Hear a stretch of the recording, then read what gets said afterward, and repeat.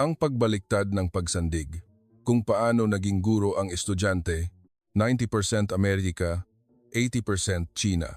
Isang propesor sa Harvard ang nagbitaw ng nakakagulat na pahayag sa gitna ng kanyang lecture hall. Kung wala ang Pilipinas, ang mga pabrika ng mga pinakamaunlad na bansa ay kailangang huminto sa operasyon. Nayanig ang buong mundo.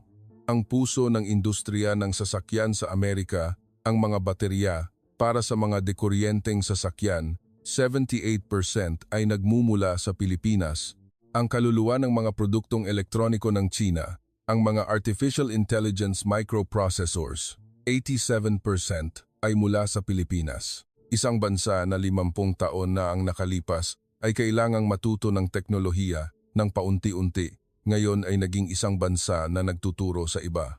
Ngunit ang pinakanakakagulat na reaksyon ay nagmula sa China. Kahit na ayaw nilang aminin, iyon ang katotohanan. Ang panahon kung saan ang guro ay naging estudyante at ang estudyante ay naging guro. Ang buong kwento ng nakakagimbal na pagbaliktad na ito, ang tabing ay hahawiin na ngayon.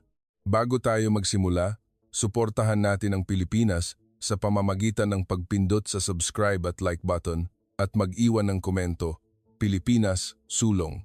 90% Amerika, 80% China. Alam niyo ba kung ano ang ibig sabihin ng mga numerong ito? Ipinakita ko ang dalawang numero sa malaking screen ng lecture hall at lumingon sa paligid. Sa malawak na bulwagan ng Kennedy School sa Harvard University, 150 na mga graduate student ang nakatitig sa akin. Ang kanilang mga mata ay puno ng pag-usisa na may halong kaunting pagkabagot. Professor, ano po iyan? Tanong ni Miguel mula sa unang hanay. Siya ay isang mag-aaral na dati nang nagtrabaho sa Ayala Capital, isang binatang laging may kumpiyansa sa sarili.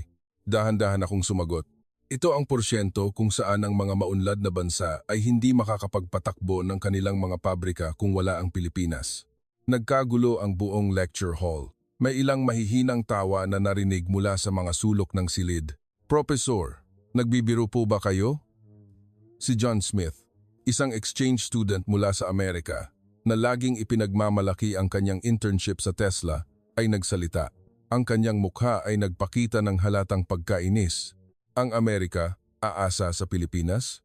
Kami ang bansang nag-imbento ng mass production assembly line para sa mga sasakyan. Noong nilikha ni Henry Ford ang unang Model T, ang mga Pilipino ay nakasakay pa sa kalabaw. Isa pang alon ng tawanan ang umalingaw-ngaw mula sa mga estudyante. Ngumiti ako. Ito mismo ang reaksyon na inaasahan ko. Magandang puna, John. Ngunit may tanong ako. Inilipat ko ang slide. Ang mga logo ng Tesla, Ford at General Motors ay lumitaw ng magkakatabi. Ang tatlong kumpanyang ito ay kasalukuyang gumagawa ng mga dekuryenteng sasakyan, tama? Tumango si John. Kung gayon, saan nanggagaling ang mga baterya sa mga dekuryenteng sasakyang iyon? Nanigas ang ekspresyon ni John. Hindi siya makasagot. 78% ay mula sa Pilipinas. Natahimik ang buong lecture hall. Ang mga tawanan ay tuluyang nawala. Nagsimula akong magpakilala. Ako si Andres Reyes. Pinag-aralan ko ang pagbabago ng pandaigdigang kapangyarihan sa loob ng 32 taon. Dati akong Assistant Secretary of State for East Asian and Pacific Affairs sa Department of Foreign Affairs. At ngayon, ako ay isang matandang propesor na nagsasabi ng ilang mahirap tanggapin na katotohanan sa inyong harapan. Nagtawanan ang mga estudyante, ngunit sa pagkakataong ito ay ibang uri ng tawa, isang tawa na bumasag sa tensyon. Ang paksa ng ating lecture ngayon ay ang pagbaliktad ng pagsandig. Isinulat ko ang 4 na salita sa pisara, ang pagbaliktad ng pagsandig. 50 taon na ang nakalipas, ang kaayusan ng mundo ay napakalinaw. May mga bansang nagtuturo at mga bansang natututo. Mga bansang nagbibigay ng teknolohiya at mga bansang tumatanggap nito. Ang China at Amerika ay nasa panig ng nagtuturo, habang ang Pilipinas ay nasa panig ng natututo. Si Li Xiaomei, isang Chinese-American na estudyante na nagtapos sa Tsinghua University bago pumunta sa Harvard, ay marahang nagtaas ng kamay. Professor, ang lolo ko po ay dating technical advisor sa Pilipinas noong dekada 90.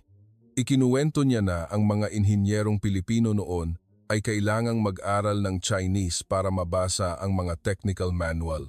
Tama ka, Xiaomei. Ganoon-ganoon nga, tumango ako. Ngunit ngayon, paano na? Hindi makasagot si Xiaomei. Ang kanyang mga mata ay puno ng pagkalito. Ngayon, 87% ng mga electronic corporation ng Tsina ay hindi makakagawa ng mga produkto kung walang mga artificial intelligence microprocessors at core software mula sa Pilipinas. Huawei, Xiaomi, TCL, lahat sila. Isang katahimikan ang bumalot sa lecture hall. Nagtaas ng kamay si Sophie, isang exchange student mula sa Sciences Po Paris. Professor, hindi po ba't iyan ay isang simpleng division of labor lamang? Magaling ang Pilipinas sa paggawa ng mga chip at software, habang ang Tsina ay magaling sa ibang bagay. Ito ay mutual dependence, hindi one way. Isang matalas na argumento. Ito ang tanong na hinihintay ko. Sophie, alam mo ba ang pagkakaiba sa pagitan ng mutual dependence at one-way dependence? Kapag kailangan ng parehong panig ang isa't isa, iyon ay mutual dependence. Kapag isang panig lamang ang nangangailangan sa kabila, iyon ay one-way dependence. Tama. At narito ang isang kawili-wiling datos. Inilipat ko ang screen. Kaya bang gumawa ng Pilipinas ng mga smartphone nang walang mga component mula sa Tsina? Napakunot noo ang mga estudyante. Oo, kaya nila. Sa katunayan, binawasan ng korporasyong Sinagtec ang porsyento ng mga Chinese component sa kanilang Agila phone sa mas mababa sa 5%. Nanlaki ang mga mata ni Miguel. Sa kabilang banda, kaya bang gumawa ng Tsina ng mga smartphone nang walang mga component mula sa Pilipinas? Huminto ako sandali. Hindi. Ang AI microprocessor, ang screen at ang baterya. Kung wala ang tatlong ito, ang isang telepono ay isang hungkag na kahalamang. At sa lahat ng tatlong larangang ito, ang Pilipinas ang nangunguna sa mundo.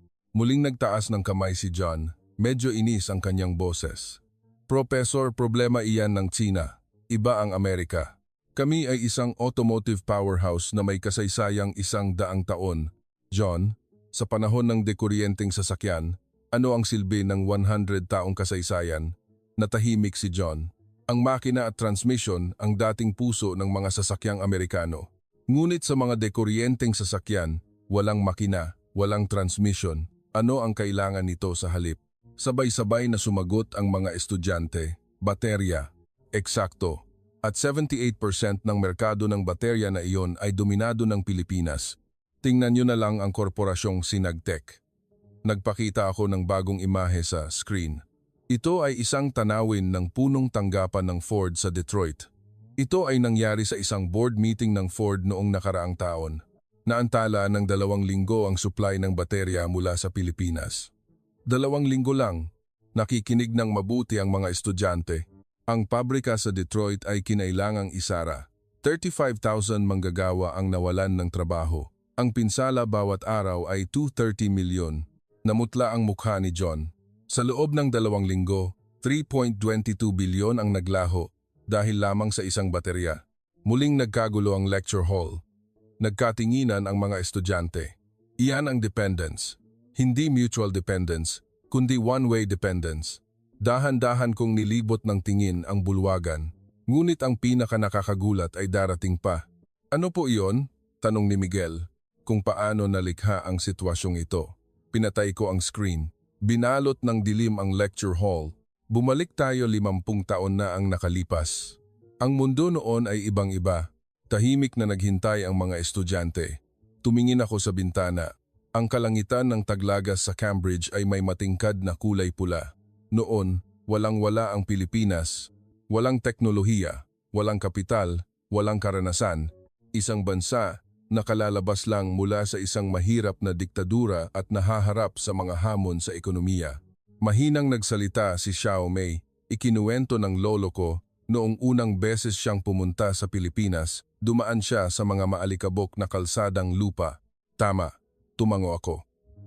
Ngunit ngayon, ang Pilipinas ay naging bansang lumilikha ng mga pinakakomplikadong teknolohiya sa mundo. At kung wala ang mga teknolohiyang iyon, ang mga maunlad na bansa ay hindi makakapagpatakbo ng kanilang mga pabrika. Bumaling ako sa mga estudyante. Paano ito nangyari?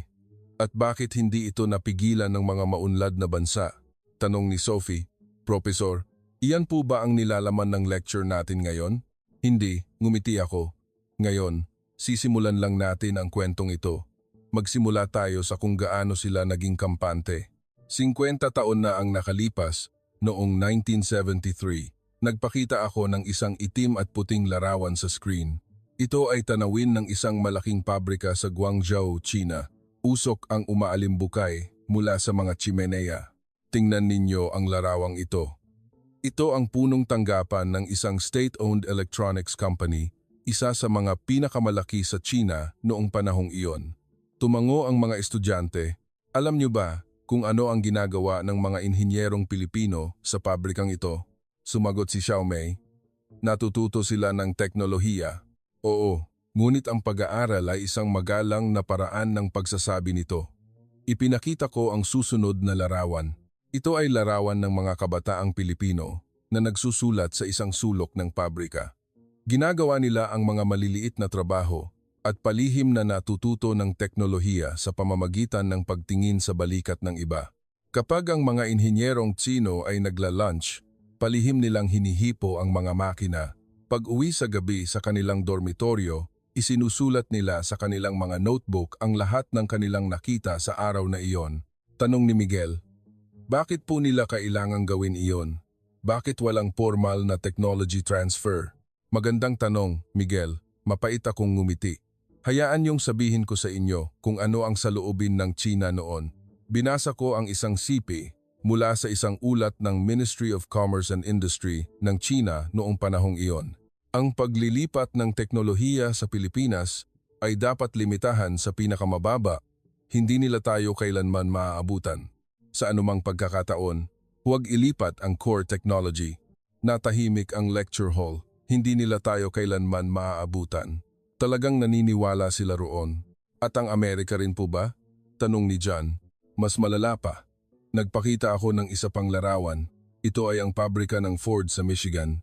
Noong dekada na 10, nang makipagkita ang chairman ng Ford noon sa isang delegasyon ng gobyerno ng Pilipinas, sinabi niya ang isang bagay. Huminto ako sandali.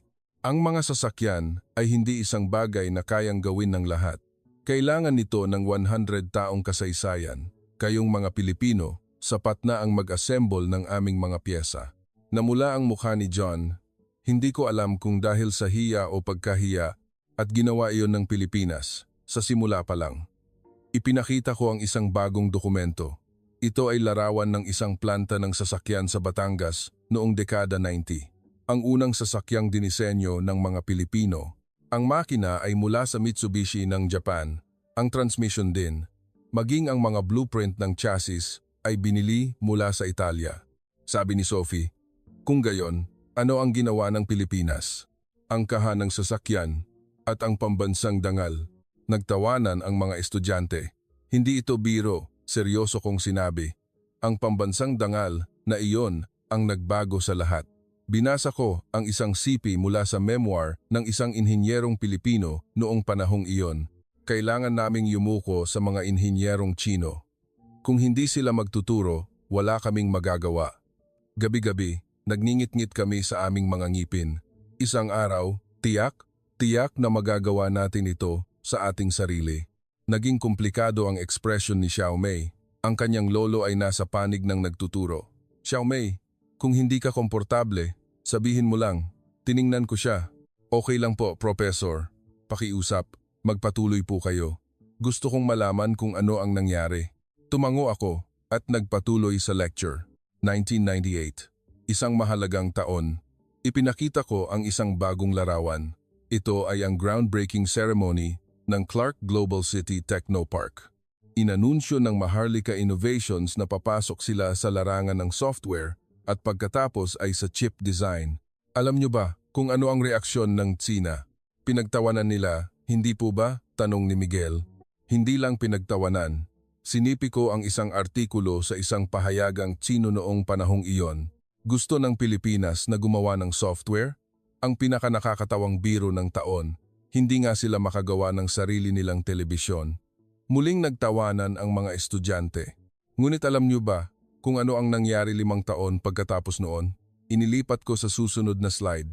Matagumpay na na-develop ng Maharlika Innovations ang unang Enterprise Resource Planning (ERP) software ng Timog Silangang Asya na direktang nakikipagkumpetensya sa mga produkto ng China.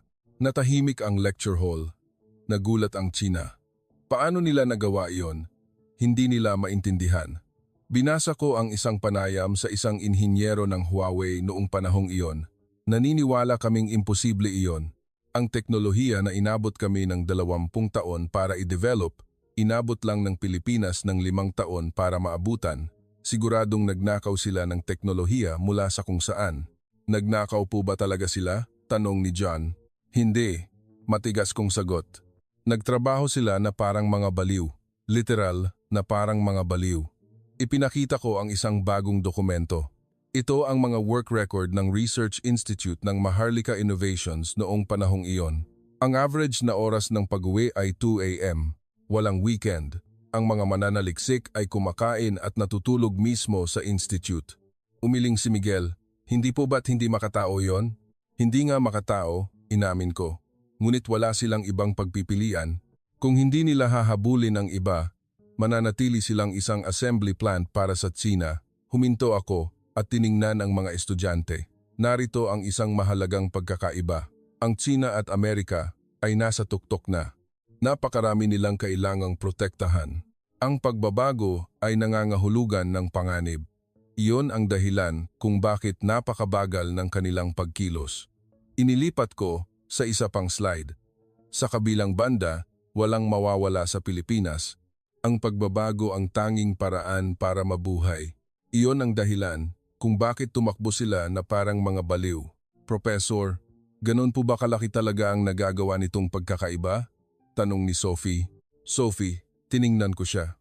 Isipin mong tumatakbo ka sa isang marathon. Nasa unahan ka. Tumingin ka sa likuran mo. Napakalayo ng pangalawang pwesto. Anong gagawin mo?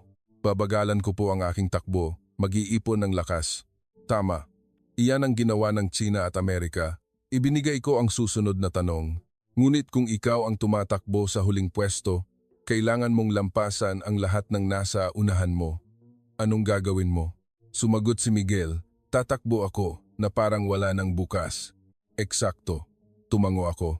Ang Pilipinas ay tumakbo na parang wala ng bukas. Habang ang nangunguna ay nag-a-adjust ng bilis, ano ang magiging resulta? Natahimik ang lecture hall, 10 taon, 20 taon, 30 taon pagkatapos. Ang agwat ay nagsimulang lumiit. At sa isang punto, nag-atubili ako, nangyari ang pagbaliktad, 2012. Ipinakita ko ang bagong data sa screen. Isang mahalagang pangyayari ang naganap sa taong iyon.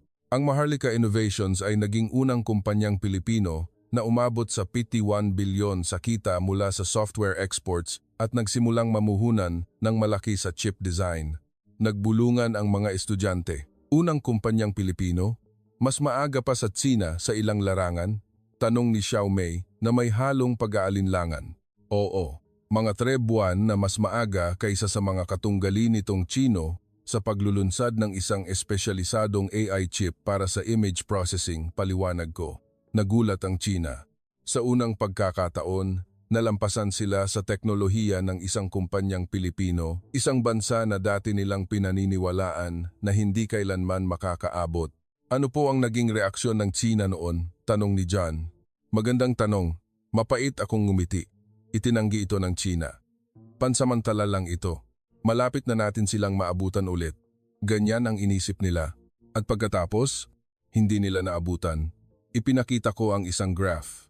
Ito ay ang pagbabago sa market share ng mga espesyalisadong AI chip mula 2010 hanggang 2025.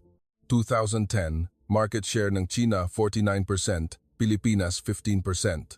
Tumango ang mga estudyante.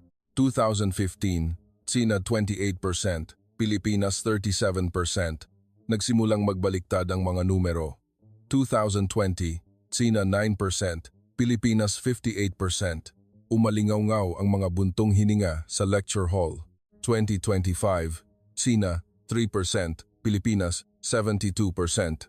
Hindi ka pani-paniwala, bulong ni John. Dahil nangyari ito ang katotohanan, John.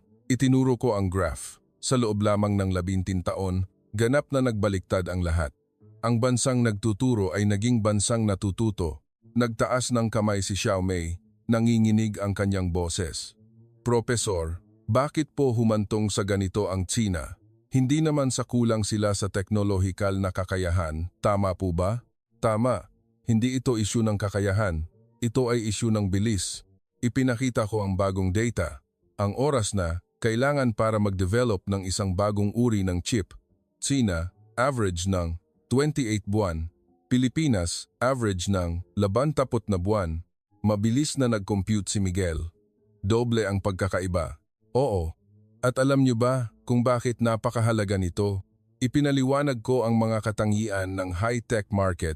Kapag inilunsad ang isang bagong produkto, biglang bumabagsak ang presyo ng lumang produkto. Ang pinakabagong produkto noong nakaraang taon ay magiging kalahati na lang ng presyo ngayong taon. Kaya kung sino ang unang maglunsad ng bagong produkto, siya ang panalo, tumango si Sophie sa pagkakaintindi. Kung unang maglunsad ng bagong produkto ang Pilipinas, maibebenta nila ito sa mataas na presyo. Pagdating ng panahon na maabutan sila ng Tsina, bumaba na ang presyo.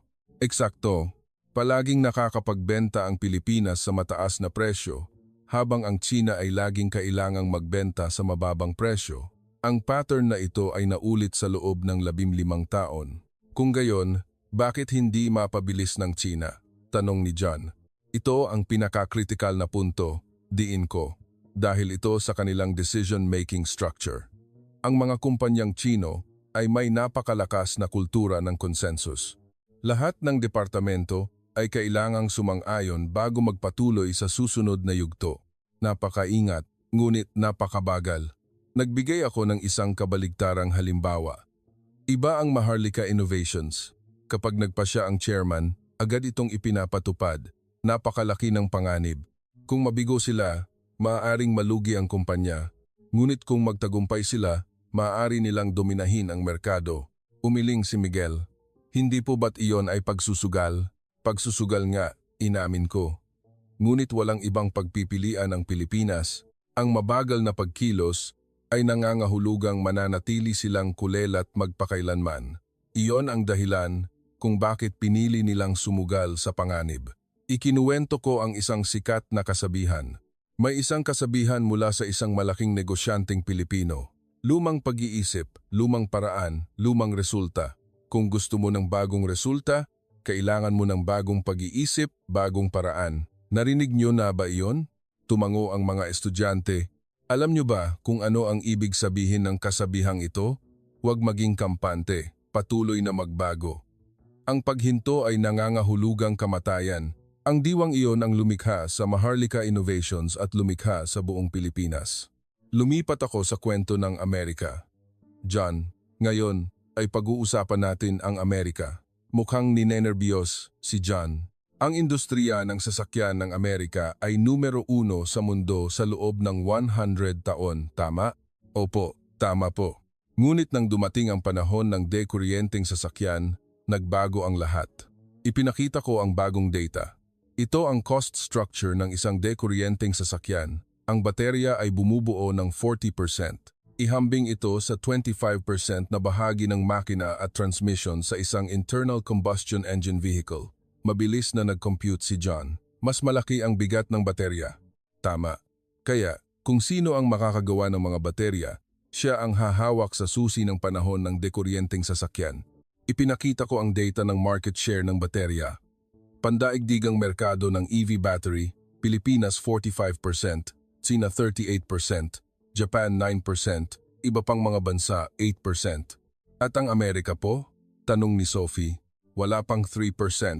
Nanigas ang mukha ni John. Nagpatuloy ako sa pagpapaliwanag.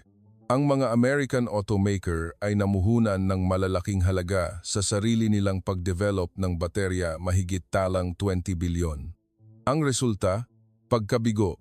Ipinaliwanag ko ang sitwasyon noon. Ang Pilipinas ay 20 taon nang nauuna sa kanila. Nagsimula silang magsaliksik sa mga lithium-ion battery mula pa noong 2000s. Habang naniniwala pa ang Amerika na malayo pa ang mga dekuryenteng sasakyan, nagtatayo na ng mga pabrika ng baterya ang Pilipinas. Tumutol si John. Ngunit sa teknolohikal na kakayahan ng Amerika, hindi po ba nila kayang humabol? John, tiningnan ko siya. Naaalala mo ba ang kwento ng China? Ganoon din mismo ang sinabi nila. Kaya natin silang habulin. 30 taon na ang lumipas. Ano ang resulta? Hindi makasagot si John. Nagbigay ako ng isang tiyak na ebidensya. Ito ang sitwasyon ng supply ng baterya ng tatlong malalaking automaker sa Amerika noong nakaraang taon. Ford, porsyento ng bateryang Pilipino, 89%. General Motors, 78%. Tesla, 67%. Nagkagulo ang lecture hall. Average, 78%. Ang puso ng industriya ng sasakyan ng Amerika ay ginagawa sa Pilipinas. Pinatay ko ang screen.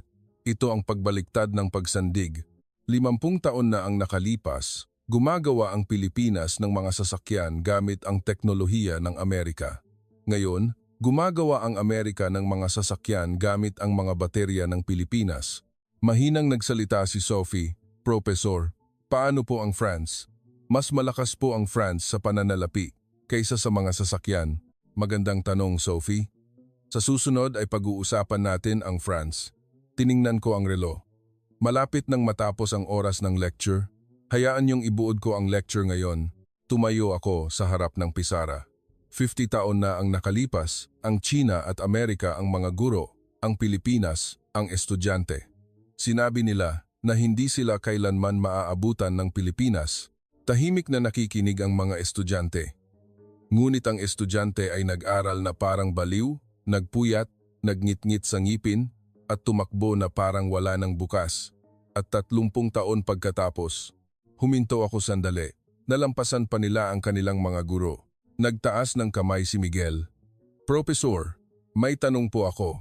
Ano po ang iniisip ngayon ng China at Amerika tungkol sa sitwasyong ito? Mapait akong ngumiti. Magandang tanong, Miguel. Tatalakayin natin yan ng detalyado sa susunod. Ngunit bibigyan kita ng isang pahiwatig. Bumalik ako sa unang slide ng lecture. 90% Amerika, 80% China. Alam niyo ba kung gaano katagal bago nila inamin ang mga numerong ito? Naghihintay ang mga estudyante. Hanggang ngayon, marami pa rin ang tumatangging aminin ito.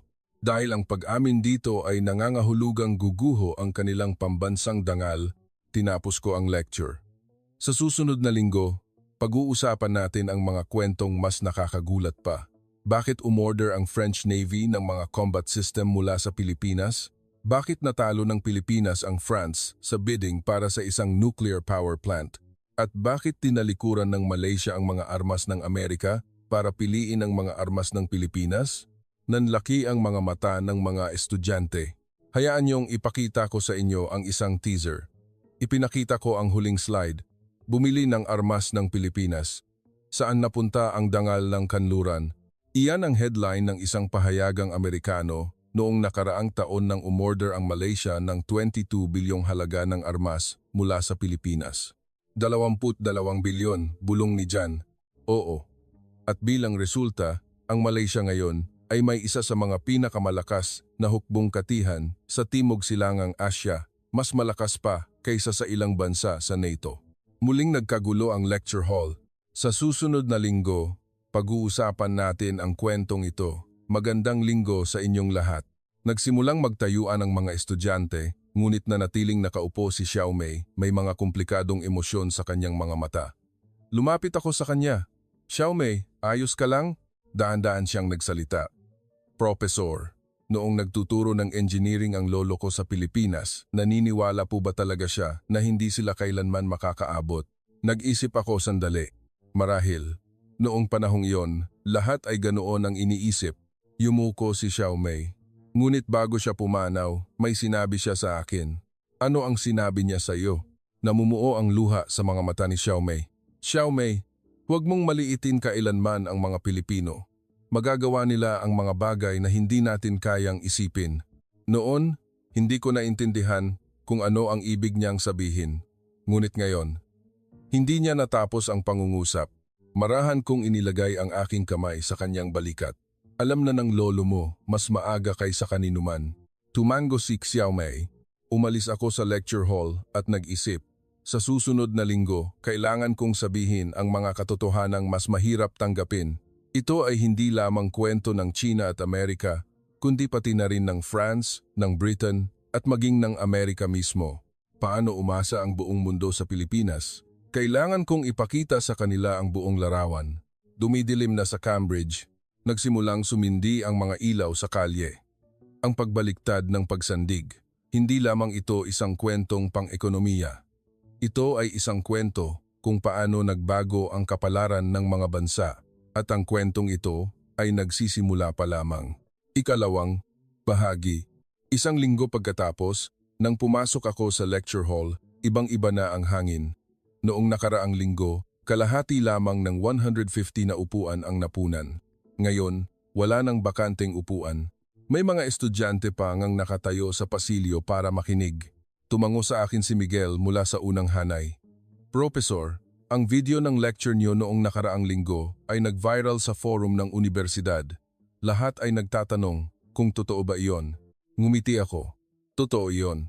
At ngayon, mas nakakagulat pa ang kwento. Nagbulungan ang mga estudyante. Si Xiaomei ay tahimik na nakaupo, mas seryoso ang kanyang mukha kaysa noong nakaraang linggo. Marahil ay marami siyang pinag-isipan sa nakalipas na linggo. Binuksan ko ang screen. Ngayon, magsisimula tayo sa kwento ng China. Tiningnan ko si Xiaomei. Kung hindi ka komportable, sabihin mo lang, umiling si Xiaomei. Okay lang po, Professor. Gusto kong malaman. Ipinakita ko ang unang slide. Ito ay isang larawan mula sa gintong panahon ng industriya ng elektroniko ng China noong dekada 80. Noong 1985, ang 5 nangungunang kumpanya sa pandaigdigang merkado ng semiconductor ay pawang mula sa Japan. Ngunit ang mga kumpanyang Sino ay natututo at mabilis na umuunlad. Ang China noon ay itinuturing na pabrika ng mundo. Nasaan po ang Maharlika Innovations ng Pilipinas noon? Tanong ni John. Pang, 17, na may market share na 1.4%. Nagtawanan ang mga estudyante. Hindi ito dapat pagtawanan, seryoso kong sinabi. Alam niyo ba kung paano nagbago ang ranking 40 taon pagkatapos?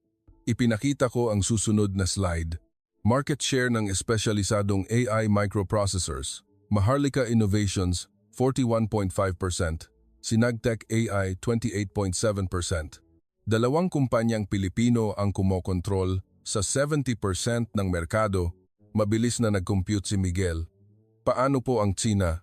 Isa na lang ang natitirang kumpanya, ang SMIC, na may market share na 1.2% at noong nakaraang taon ay nalugi ng 3 bilyong yuan.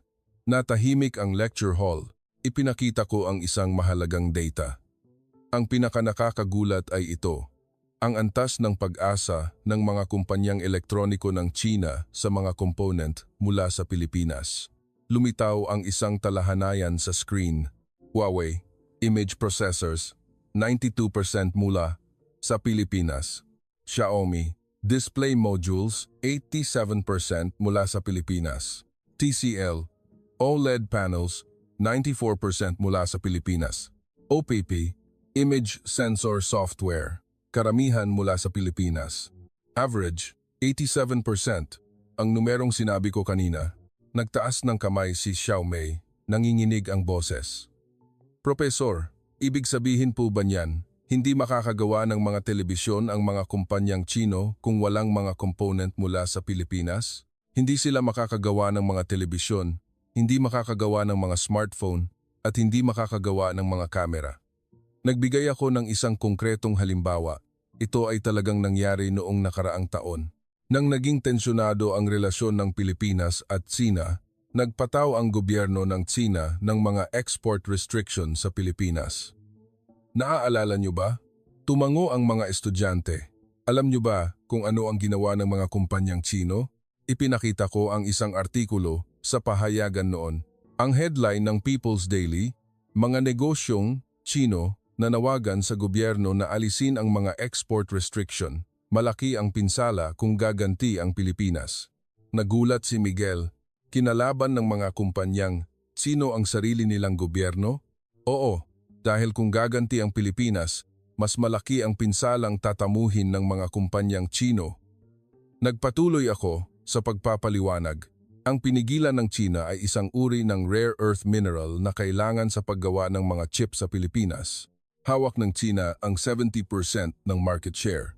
Kung gayon, nahirapan po ang Pilipinas, hindi ba? Tanong ni Sophie. Sa simula, sa loob ng mga 3 buwan, sabi ko. Ngunit alam niyo ba kung ano ang nangyari 6 na buwan pagkatapos noon? Nagkaroon ng teknolohikal na kasarinlan ang Pilipinas. Ang self-sufficiency rate para sa chemical na iyon ay tumaas mula 0% hanggang 87%. Muling nagkagulo ang lecture hall. Nawala ng China ang kanilang alas. Sa kabilang banda, pinabilis ng Pilipinas ang kanilang localization program. Ipinakita ko ang mga resulta. Ngayon, alam niyo ba kung ano ang nangyari sa mga kumpanyang kemikal ng China? Bumagsak sa kalahati ang presyo ng kanilang mga stock dahil nawala ang kanilang pinakamalaking customer. Mahinang nagsalita si Xiaomei, kaya nagpataw ng sanctions ang China, ngunit sa huli, ang China ang pinakamatinding na pinsala. Eksakto, Xiaomei. Tumango ako. Iyan ang pagbaliktad ng pagsandig. Inakala ng China na sila ang may hawak ng baraha, ngunit sa katotohanan, mas umaasa sila sa Pilipinas. Ikinuwento ko ang isang mas nakakagulat na istorya. Alam niyo ba kung bakit humantong sa ganito ang industriya ng semiconductor ng China? Dahil po ba napakagaling ng Pilipinas? Tanong ni Miguel. Bahagi iyan ng sagot. Ngunit sinira rin ng China ang kanilang sarili. Ikinuwento ko ang dekada 90, ang ginintuang panahon ng industriya ng semiconductor ng Japan na tinutularan ng China. Anong ginawa nila? Ginamit nila ang perang kinita mula sa semiconductors para mamuhunan sa ibang sektor. Real estate, pananalapi, entertainment. Hindi sila muling namuhunan sa semiconductors. Bakit po? Tanong ni Sophie. Pagiging kampante. Numero 1 na tayo. Hindi tayo kayang abutin ng Pilipinas. Ganyan ang inisip nila. Ipinaliwanag ko ang pinili ng Pilipinas, ngunit iba ang mga negosyong Pilipino. Ginamit nila ang lahat ng perang kinita mula sa teknolohiya para muling mamuhunan sa teknolohiya. Kahit na bumagsak ang merkado, hindi sila tumigil sa pamumuhunan. Sa katunayan, mas lalo pa silang namuhunan sa panahon ng recession. Bakit po mas lalo pang mamuhunan sa panahon ng recession? Tanong ni John.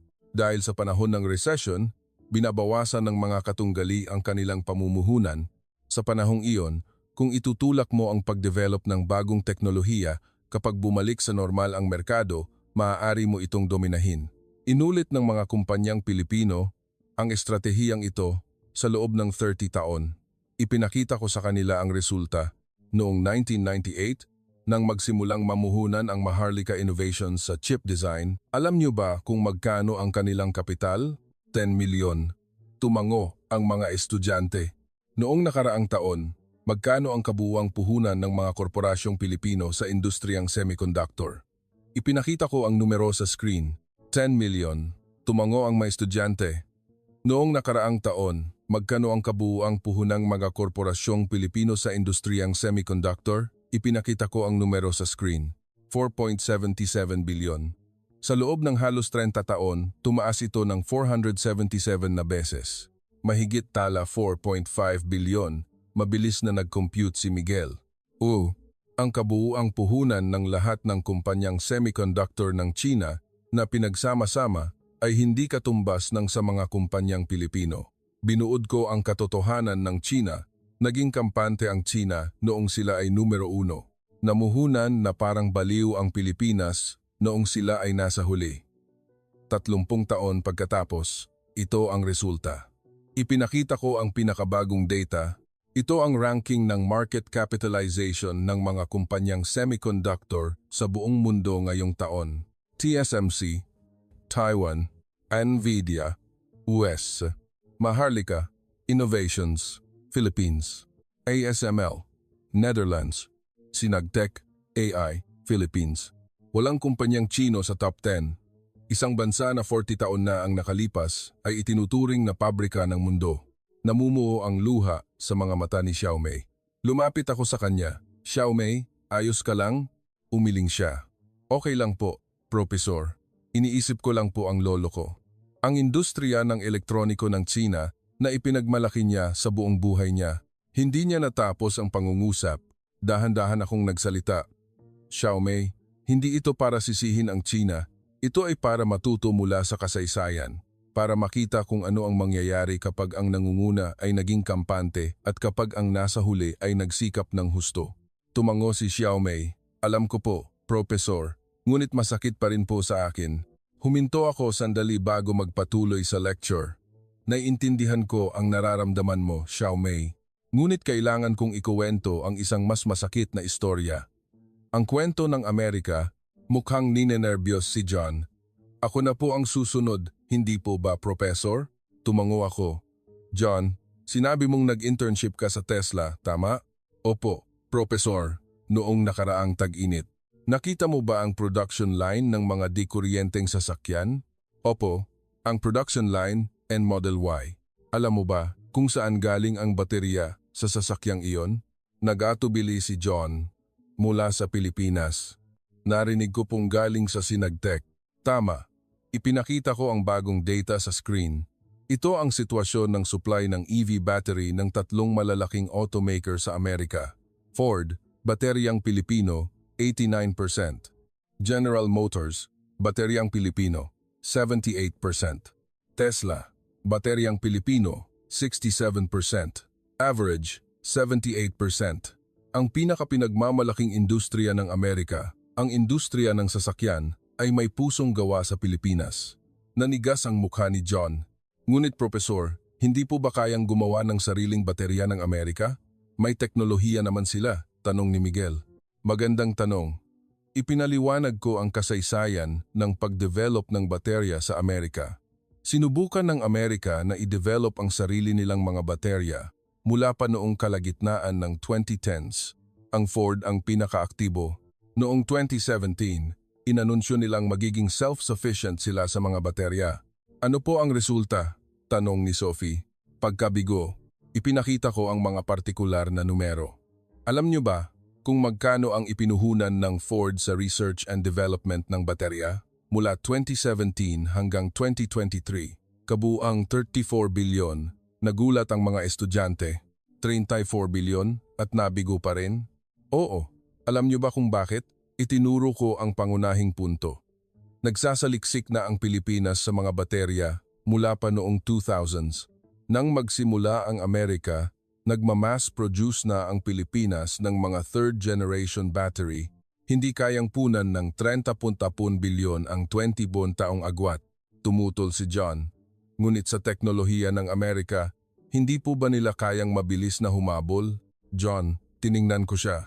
Naaalala mo ba ang kwento ng China? Iyan mismo ang sinabi nila, kaya natin silang habulin. Ano ang resulta? Hindi makasagot si John. Sinipi ko ang isang tiyak na halimbawa. Ito ay nangyari noong nakaraang taon sa pabrika ng Ford sa Detroit. Nakatuon ang mga estudyante. Naantala ng 2 linggo ang supply ng baterya mula sa Pilipinas. Ang dahilan ay isang problema sa logistics. Nahuli ang dating ng container ship. At ano po ang nangyari? Tanong ni Miguel. Kinailangang isara ang pabrika. Sa loob ng 13 araw, ipinakita ko sa kanila ang laki ng pinsala. Pang-araw-araw na produksyon, 1,200 sasakyan, 13 araw, 11,600 sasakyan. Average na presyo bawat sasakyan, 60,000. Kabuuang pagkalugi sa produksyon, 936 million. Halos 51 bilyon, mabilis na nag-compute si Sophie. Oo, Miguel. Dahil lang nahuli ng 2 linggo ang mga baterya, lumampas sa 1 bilyon ang pinsala. Inilabas ko ang isang bahagi ng minuto ng isang internal na pulong ng Ford. Ito ay isang leaked document. Ang nilalaman na tinalakay sa Board of Directors ng Ford, kailangan nating bawasan ang ating pag-asa sa mga bateryang Pilipino. May alternatibo mula sa CATL ng China, ngunit mas mababa ang kalidad kaysa sa gawa ng Pilipinas. Anong dapat nating gawin? Sa kasalukuyan, walang alternatibo. Natahimik ang lecture hall. Dahan-dahan akong nagsalita. Ito ang unang pagkakataon sa 100 taong kasaysayan ng industriya ng sasakyan ng Amerika. Ang unang pagkakataon na kinailangan nilang umasa ng 100% sa ibang bansa para sa isang core component. Mahinang nagtanong si John, Professor. Ngunit, Bakit kailangang Pilipinas? Mayroon din namang mga baterya mula sa China. Magandang tanong. Ikinumpara ko ang mga baterya ng Pilipinas at China. Ang CATL ng China ang numero 1 kumpanya ng baterya sa mundo. Mas malaki pa ang kanilang market share kaysa sa pinagsama-samang mga kumpanyang Pilipino. Kung gayon, bakit hindi nila gamitin ang produkto ng China? Tanong ni Miguel. Hayaan niyong ipakita ko sa inyo ang data. Ipinakita ko ang mga istatistika ng mga insidente ng sunog sa baterya. Mga insidente ng sunog sa baterya, bawat 1 milyong dekuryenteng sasakyan, mga sasakyang gumagamit ng bateryang Pilipino, 2 insidente. Mga sasakyang gumagamit ng bateryang Chino, 8 insidente. Nagbulungan ang mga estudyante, halos 4 na beses ang pagkakaiba. Oo, at alam nyo ba kung bakit napakahalaga nito? Ipinaliwanag ko. Ang sunog sa isang dekuryenteng sasakyan ay iba sa isang ordinaryong sunog ng sasakyan. Kapag nasunog ang baterya, halos imposibleng apulahin ito. Maaaring umabot sa 1,000 degrees Celsius ang temperatura at kahit tubig ay hindi ito kayang patayin. Isa ito sa mga uri ng sunog na kinatatakutan ng mga bumbero. Kaya ginagamit nila ang mga bateryang Pilipino dahil mas ligtas ito, sabi ni Sophie. Isa iyang dahilan. Ngunit may mas mahalaga pang dahilan. Ipinaliwanag ko ang mga regulasyong pangkaligtasan ng Amerika. Ang Amerika ang may pinakamahigpit na mga regulasyong pangkaligtasan sa sasakyan sa mundo. Kung lumampas sa isang tiyak na antas ang fire rate ng baterya, hindi mabibigyan ng lisensya para ibenta ang sasakyan. Naintindihan ni Miguel. Kaya pala hindi nila magamit ang mga produkto ng China. Eksakto. Parehong sa teknikal at regulasyon, kailangan nilang gamitin ang mga bateryang Pilipino.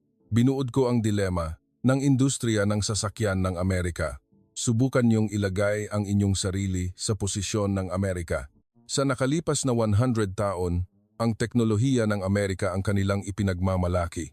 Ngunit ngayon, tahimik na nakikinig ang mga estudyante. Kailangan nilang mag-import ng core component ng mga dekuryenteng sasakyan ang baterya mula sa Pilipinas. Nabigo ang sarili nilang pag-develop. Hindi mapagkakatiwalaan ang kalidad ng mga produkto ng China. Wala silang ibang pagpipilian. Yumuko si John. Ipinakita ko sa kanila ang isang artikulo mula sa isang pahayagang Amerikano noon. Ang headline ng The Wall Street Journal, 100 taong kaharian ng sasakyan, lumuhod sa mga bateryang Pilipino. Nagkagulo ang lecture hall. Isinulat ito ng Amerikanong pamamahayag, hindi dayuhan. Ipinapakita nito kung gaano kalaki ang pagkabigla. Sinipi ko ang isang mas kamakailang halimbawa. Nangyari ito noong Marso ng taong ito. Bumisita sa Pilipinas ang chairman ng General Motors. Bakit po? Tanong ni Sophie. Para pumirma ng isang kontrata sa supply ng baterya sa Sinagtec. Isang kontrata na nagkakahalaga ng 15 bilyon sa loob ng 5 taon. Nagulat ang mga estudyante. Personal na pumunta ang chairman? Oo. Ito ang unang pagkakataon na isang chairman ng isang American automaker ang kinailangang personal na pumunta sa ibang bansa para pumirma ng isang kontrata para sa supply ng mga piyesa. Karaniwan, ang purchasing director lang ang pumupunta. Ipinaliwanag ko ang sitwasyon noon. Bakit kailangang pumunta ng chairman? Para masiguro ang supply ng baterya mula sa Sinagtec. Dahil ang ibang mga automaker ay nag-aagawan din para dito. Napakatindi ng kompetisyon, ngumiti si Miguel. Ang supplier na ang naging makapangyarihan. Oo, dati, ang mga automaker ang may kapangyarihan. Kung gusto ninyong mag-supply ng piyesa sa amin, kailangan ninyong matugunan ang mga kondisyong ito. Ngayon, baliktad na. Pakiusap, pagbilhan ninyo kami ng mga baterya. Mahinang nagtanong si John, Professor, maaari po bang magbago ang sitwasyong ito? Maaari po bang mabawi ng Amerika ang kanilang pangunguna? Nag-isip ako sandali. Sa totoo lang, John, nakatuon ang mga estudyante sa maikling panahon, imposible. Ang teknolohiya ng baterya ay naipon sa loob ng 30 taon. Hindi mo ito mahahabol sa pamamagitan lamang ng pera. Kailangan ng mga tao, kailangan ng kaalaman, at kailangan ng karanasan mula sa mga kabiguan. Dumilim ang ekspresyon ni John. Sa mahabang panahon, posible. Ngunit may isang kondisyon, Ano po iyon? Kailangan nilang isuko ang kanilang pagmamataas. Natahimik ang lecture hall. Kami ang pinakamagaling. Ang aming teknolohiya ang pinakamahusay. Kailangan nilang talikuran ang ganoong pag-iisip. Kailangan nilang matuto mula sa Pilipinas. Kailangang matuto ng China mula sa Pilipinas at kailangang matuto rin ng Amerika mula sa Pilipinas. Tiningnan ko ang mga estudyante. Ngunit sa tingin niyo ba, madali iyon? Isang bansa na nasa tuktok sa loob ng 100 taon na sasabihin sa isang baguhan, pakiusap, turuan ninyo kami? Umiling ang mga estudyante. Iyon ang dahilan kung bakit karamihan sa mga maunlad na bansa ay ayaw itong aminin dahil ang pag-amin dito ay nangangahulugang guguho ang kanilang pagmamataas. Lumipat ako sa susunod na paksa, ngunit mayroon ding mga bansa na isinuko ang kanilang pagmamataas para mabuhay. Anong bansa po iyon? Tanong ni Sophie. France. Nanigas ang ekspresyon ni Sophie. Sophie, sa sciences po? Ano ang iyong major? International Political Economy po. Kung gayon, napag-aralan mo ba kung ano ang mga kalakasan ng France?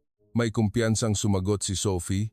Pananalapi ang Paris ay isang pandaigdigang sentro ng pananalapi kasama ang diplomasya, pagtatakda ng pamantayan at soft power. Tama, lahat iyan ay tama. Tumango ako. Ngunit may isang kulang. Nagtaka si Sophie. Manufacturing. Ipinakita ko ang data sa screen. Bahagi ng manufacturing sa GDP ng France. 1970, 32%. 2010, 11.7%. 2020, 9.7%. Nagulat ang mga estudyante. Wala pang 10%. Oo, hindi na isang bansang manufacturer ang France. Naging isang bansang nagsasalita na lang sila. Ipinaliwanag ko ang pagbabago ng France. Noong dekada 80, gumawa ng isang pagpili ang France, mag-focus sa sektor ng pananalapi sa halip na sa manufacturing. Sa ilalim ni Pangulong François Mitterrand, mali po ba iyong pagpili? Tanong ni Miguel. Sa maikling panahon, magandang pagpili iyon. Ang industriya ng pananalapi ay may mataas na kita. Mas madaling kumita ng pera kaysa magpatakbo ng isang pabrika. Itinuro ko ang problema, ngunit sa mahabang panahon, lumitaw ang isang problema. Nawala ang kanilang kakayahan sa manufacturing.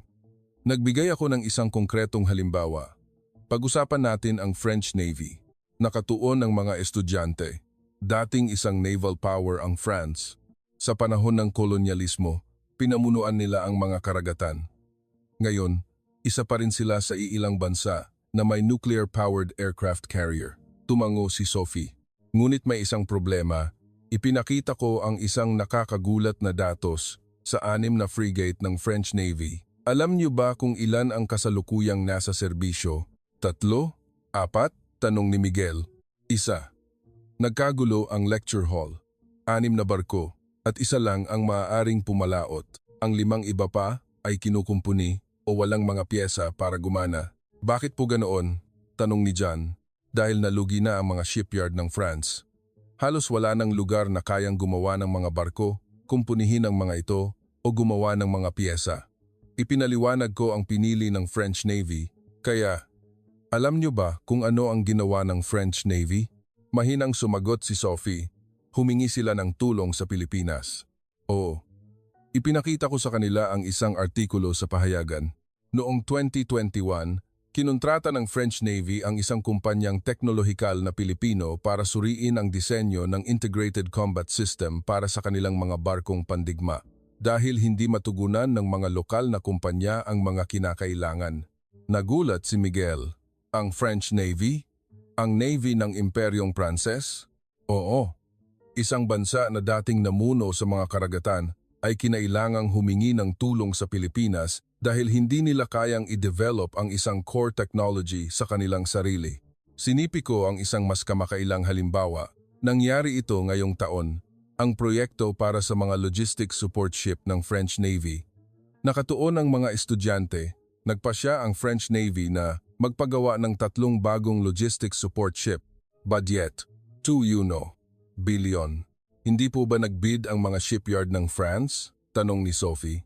Hindi. Ipinakita ko ang mga resulta ng bidding. Mga kumpanyang lumahok. Luzon Dynamics, Pilipinas. Navantia, Spain. Naval Group, France. Ano po ang resulta? Tanong ni Miguel. Ang Luzon Dynamics ang napili bilang preferred partner. Muling nagkagulo ang lecture hall. Ang mga barkong pandigma ng France ay nilagyan ng teknolohiyang Pilipino. Mas tumpak, ang katawan ng barko ay ginawa sa Europa, ngunit ang utak ang control and combat system ay dinevelop at inintegrate ng Pilipinas. Naging komplikado ang ekspresyon ni Sophie. Ipinaliwanag ko ang reaksyon sa France. Nagkaroon ng malaking debate sa France. Ipagkakatiwala ang ating pambansang seguridad sa mga dayuhan? Susukuan ang ating industriya ng depensa? Napakatindi ng mga batikos. Ngunit bakit po nila pinili ang Pilipinas? Tanong ni John. May 3 dahilan. Ipinaliwanag ko. Una, presyo. Ang Luzon Dynamics ang nag-alok ng pinakamababang presyo, 30% na mas mura kaysa sa Naval Group. Pangalawa, delivery time. Nangako ang Pilipinas na tatapusin ang proyekto sa loob ng 3 taon. Sinabi ng mga kumpanyang Pranses na kailangan nila ng mahigit 5 taon. Pangatlo, kalidad. Napatunayan na ang teknolohikal na kakayahan ng Pilipinas. Nagsusupply sila ng mga katulad na sistema sa maraming bansa sa mundo. Mura, mabilis, at maganda, buod ni Miguel. Oo. Mula sa panig ng France, wala silang ibang pagpipilian. Ipinaliwanag ko ang dilema ng France. Alam niyo ba kung gaano nag-atubili ang gobyerno ng France?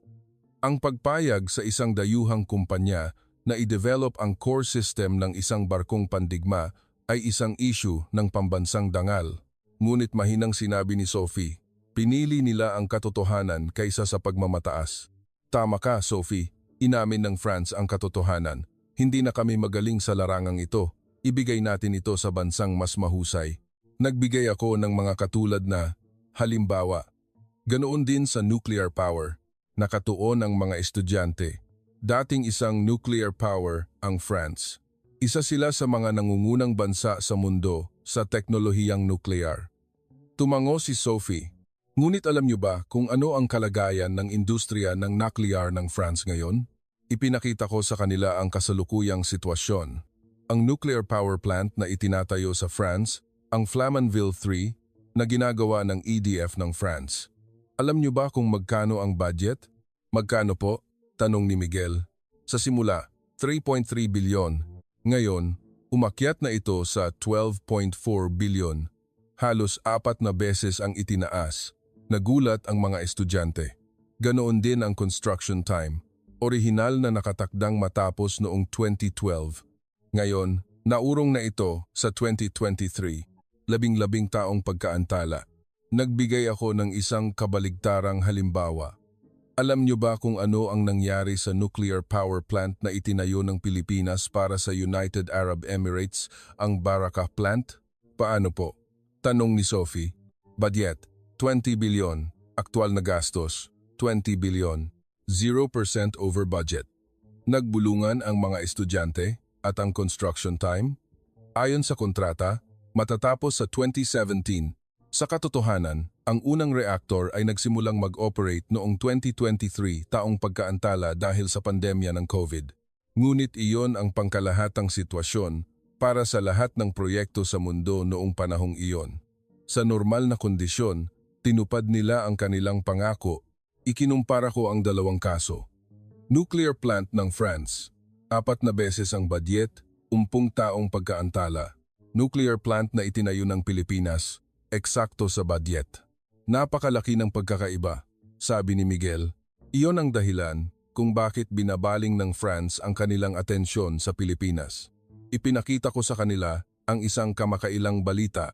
Sa simula ng taong ito, bumisita sa Pilipinas ang ministro ng enerhiya ng France para talakayin ang kooperasyon sa teknolohiyang nuclear. Mahinang sinabi ni Sophie, isang bansa na dating isang nuclear power, ngayon ay kailangang matuto mula sa isang baguhan. Iyan ang katotohanan. Binuod ko ang sitwasyon ng France.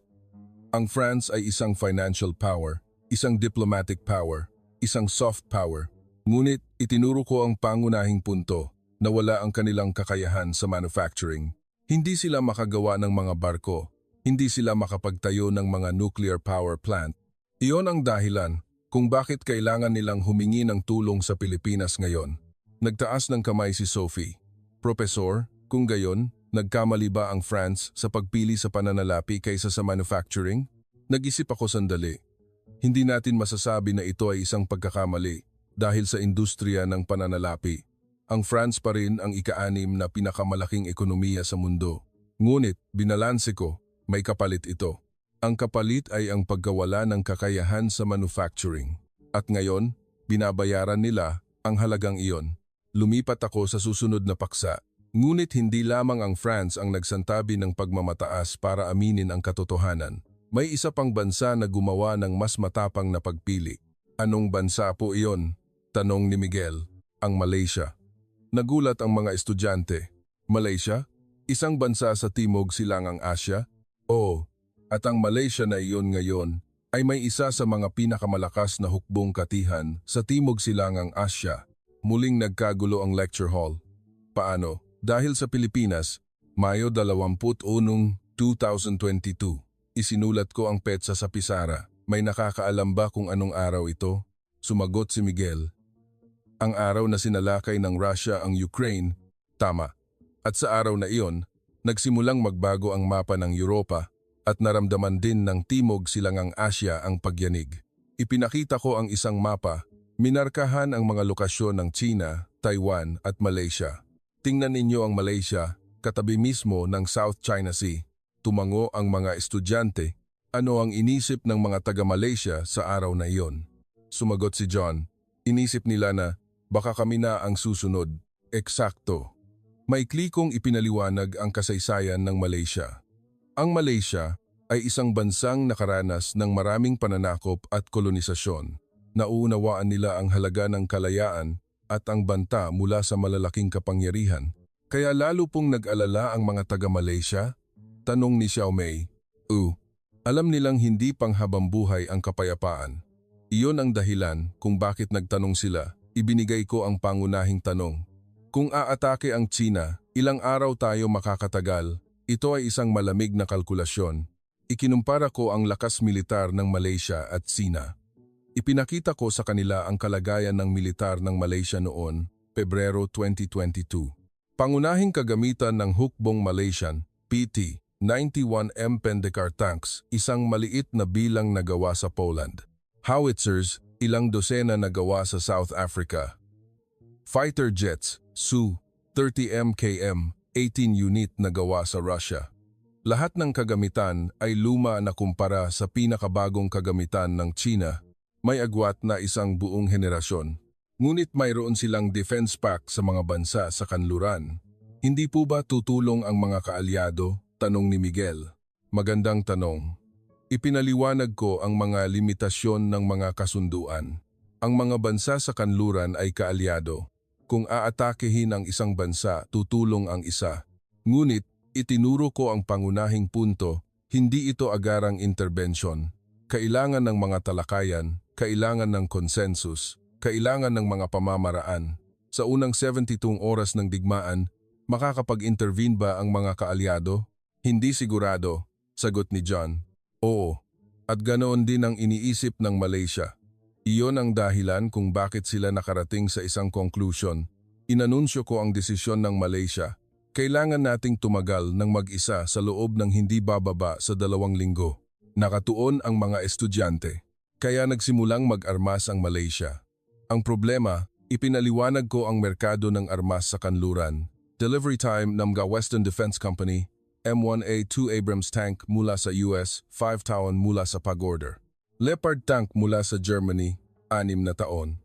Challenger 3 tank mula sa UK, 7 taon, 7 na taon, 6 na taon, 7 taon. May ganoon bang katagal na panahon ang Malaysia? Umiling si Miguel. Maaaring kumilos ang China anumang oras pagkatapos ng issue sa Taiwan. Masyadong matagal ang 5 taon. Oo. Iyon ang dahilan kung bakit naghanap ng ibang opsyon ang Malaysia. Nagsalita ako tungkol sa Pilipinas. Sinuri ng Ministry of Defense ng Malaysia ang pandaigdigang merkado ng depensa at natuklasan ang isang kamangha-manghang bagay. Tamaraw tank mula sa Pilipinas, 18 buwan mula sa pag-order. Amihan self-propelled howitzer mula sa Pilipinas, 1 taon. Haribon FA, 50 PH light fighter jet mula sa Pilipinas, 2 taon. Mas mabilis makapag-deliver ang Pilipinas kaysa sa kanluran. Bakit po napakabilis ng Pilipinas? Tanong ni Sophie. Dahil ang Pilipinas ay nasa isang sitwasyon na katulad ng sa Malaysia, ipinaliwanag ko. Mayroon silang isang higante at hindi mahuhulaan na kapitbahay. Sa kabilang panig ng kanilang hangganan sa dagat ay may isang hukbo na may milyon-milyong sundalo. Hindi mo alam kung kailan maaaring sumiklab muli ang digmaan. Kaya, ang mga pabrika ng depensa ng Pilipinas ay nag-ooperate 24/7. Kahit sa panahon ng kapayapaan, nag-ooperate sila na parang nasa panahon ng digmaan, naintindihan ni Miguel. Kaya pala kaya nilang mag-produce kaagad.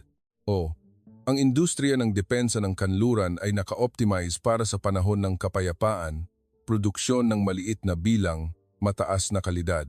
Ang industriya ng depensa ng Pilipinas ay naka-optimize para sa panahon ng digmaan, produksyon ng malaking bilang sa mabilis na bilis. Inanunsyo ko ang pinili ng Malaysia. Noong Hulyo 2022, pumirma ang Malaysia ng pinakamalaking kontrata sa pag-export ng armas sa kasaysayan sa Pilipinas, nakatuon ang mga estudyante. Tamaraw Tanks, 180 unit na may plano para sa kabuuang 1,000. Amihan Howitzers, 672 unit. Haribon Light Fighter Jets, 48 unit. Anito, Multiple Launch Rocket Systems, 288 sistema. Kabuuang halaga ng kontrata, 22 bilyon. Muling nagkagulo ang lecture hall, 22 bilyon. Ito ang pinakamalaking kontrata sa pag-export ng armas sa kasaysayan ng Pilipinas at ang pinakamalaking kontrata sa pag-import ng armas sa kasaysayan ng Malaysia. Ipinakita ko sa kanila ang reaksyon ng kanluran. Mga headline ng mga pahayagang Amerikano, Malaysia, tinalikuran ang armas ng kanluran para sa Pilipinas. Ang kahihiyan ng industriya ng depensa ng kanluran, Tamaraw Tank ng Pilipinas, tinalo ang Abrams ng Amerika. Dangal ng kanluran, lumuhod sa Timog Silangang Asya. Mukhang naiinis si John, siguradong nagalit ang Amerika. Hindi lang nagalit, nagngit-ngit sila sa galit. Ipinaliwanag ko ang sitwasyon noon. Matagal nang magkaalyado ang Amerika at Malaysia. Ngunit hindi armas ng Amerika ang binili ng Malaysia, kundi ng Pilipinas. Ipinakita ko ang reaksyon ng Amerika. Alam nyo ba kung ano ang sinabi ng US Secretary of Defense? Hindi ko maintindihan ang desisyon ng Malaysia. Bilang isang kaalyado, ang pagbili ng armas mula sa Amerika ay dapat na automatiko. Paano po sumagot ang Malaysia? Tanong ni Miguel. Sinipi ko ang sinabi ng Ministro ng Depensa ng Malaysia. Humiling kami ng mga Abrams tank mula sa Amerika. Inabot ng 8 buwan bago kami nakatanggap ng sagot at sa huli, tinanggihan nila. Nagpadala ng kontrata ang Pilipinas sa loob ng 2 linggo. Wala kaming panahon. Natahimik ang lecture hall. Ipinakita ko ang isang mas direktang pahayag. Ang mga salita ng punong ministro ng Malaysia, kung galit kayo, magmadali kayong humabol. Kailangan naming protektahan ang aming mga mamamayan. Nagtawanan ang mga estudyante, ngunit ito ay isang mapait na tawa. Ipinakita ko sa kanila ang mga resulta. Ngayon, alam niyo ba kung ano na ang nangyari sa militar ng Malaysia? Ipinakita ko ang pinakabagong data, lakas militar ng Malaysia noong 2024. Tamaraw Tanks at iba pa, humigit kumulang 500 unit nangunguna sa Timog Silangang Asya. Amihan Howitzers at iba pa, humigit kumulang 800 unit nangunguna sa Timog Silangang Asya. Haribonatsu, 30 MKM, humigit kumulang 60 unit na may mga karagdagang pagpapalakas. Ang Malaysia ngayon ay may pinakamalakas na hukbong katihan sa Timog Silangang Asya. Mas malakas pa sa Thailand o Indonesia? Tanong ni John. Oo, sa bilang pa lang ng mga tangke, doble na ang dami ng Malaysia kumpara sa ibang bansa sa rehiyon. Muling nagkagulo ang lecture hall at may isang kawili-wiling nangyari. Nakatuon ang mga estudyante. Nagsimulang tularan ng mga bansa sa Timog Silangang Asya ang ginawa ng Malaysia. Ipinakita ko ang isang listahan ng mga sumunod na kontrata. Indonesia, isinasaalang-alang ang pagbili ng Amihan Howitzers. Thailand, pumirma ng kontrata para sa 18 amihan. Myanmar, nag-ooperate na ng 24 na amihan. Ang buong Timog Silangang Asya ay nagsimulang mag-armas gamit ang mga sandata ng Pilipinas. Nagtakda ng isang halimbawa ang Malaysia, sabi ni Sophie. Oo, naging matapang ang Malaysia. Hindi natin kailangang bumili ng armas mula sa kanluran. Kailangan lang nating bumili ng magagandang armas. Napatunayan nila iyon. Binuod ko ang pangunahing aral. Isinuko ng Malaysia ang kanilang pagmamataas. Tinalikuran nila ang pag-iisip na dahil kaalyado sila ng kanluran, kailangan nilang bumili ng armas mula sa kanluran. Sa halip, pinili nila ang katotohanan, ang pinakamahusay, pinakamabilis, at pinakamurang armas. Tiningnan ko ang mga estudyante. Ang resulta, ang Malaysia ngayon ay isa sa mga pinakaligtas na bansa sa rehiyon, isang bansa na hindi basta-basta magagalaw ng China. Ang pagsuko ng pagmamataas ang nagpalakas sa kanila, sabi ni Miguel. Oo, iyan ang pinakakritikal na punto. Lumipat ako sa huling paksa, ngunit hindi lamang ang Malaysia ang nagsuko ng pagmamataas para piliin ang Pilipinas. Mayroon ding mga pinakamayayamang bansa sa mundo, ang mga higante ng langis sa gitnang silangan. Nagulat ang mga estudyante. Ang kwento ay magpapatuloy.